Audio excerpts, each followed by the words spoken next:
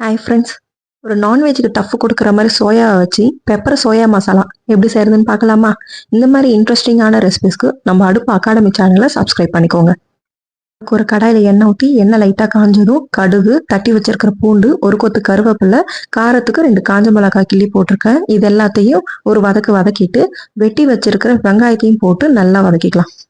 இந்த அளவுக்கு வதங்கி வந்ததும் 1 ஸ்பூன் இஞ்சி பூண்டு பேஸ்ட்டையும் போட்டு 2 வதக்கி விட்டுட்டு நம்ம வெட்டி வச்சிருக்க தக்காளியும் ஆட் பண்ணி ஒரு 2 நிமிஷத்துக்கு வதக்கி விட்டுக்கலாம்.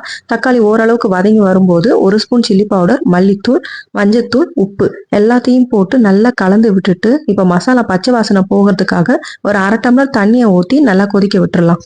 மசாலா பச்சை வாசனைலாம் போய் இந்த அளவுக்கு எண்ணெய் பிரிஞ்சு வந்ததும் ஒரு கிளறி விட்டுட்டு கட் பண்ணி வச்சிருக்கிற கொத்தமல்லி தழையை மேலே தூவி விட்டுட்டு நான் 1 டம்ளர் தேங்காய் பால், திக்கான தேங்காய் பால் எடுத்து வச்சிருந்தேன்.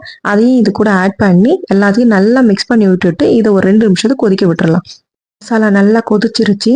இந்த ஸ்டேஜில் நம்ம மீல் மேக்கரை ஆட் பண்ணிக்கலாம். நான் ஒரு 10 நிமிஷத்துக்கு முன்னாடியே சுட தண்ணியில் மீல் மேக்கரை போட்டு அதை நல்லா பிழிஞ்சு ட்ரை பண்ணி வச்சுருந்தேன். அதை அப்படியே இது கூட ஆட் பண்ணி மசாலாவும் மீல் மேக்கரும் ஒன்று சேர்ந்து வர அளவுக்கு எல்லாத்தையும் நல்லா கிளறி விட்டுட்டு மூடி போட்டு ஒரு 5லேருந்து 8 நிமிஷத்துக்கு லோ ஃப்ளேமில் விடலாம்.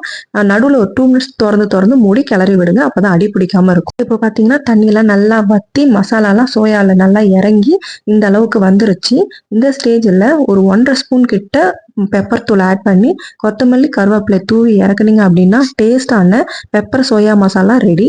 இதை நீங்கள் ரசம் சாதம், தயிர் சாதம், சாம்பார் சாதம் எது கூட வேணாலும் மேட்ச் பண்ணி சாப்பிடலாம். சூப்பராக இருக்கும். அப்படி இல்லைனாலும் வெறும் சாதத்தில் போட்டு சாப்பிட்டீங்கன்னா கூட அவ்வளோ டேஸ்ட்டாக இருக்கும்.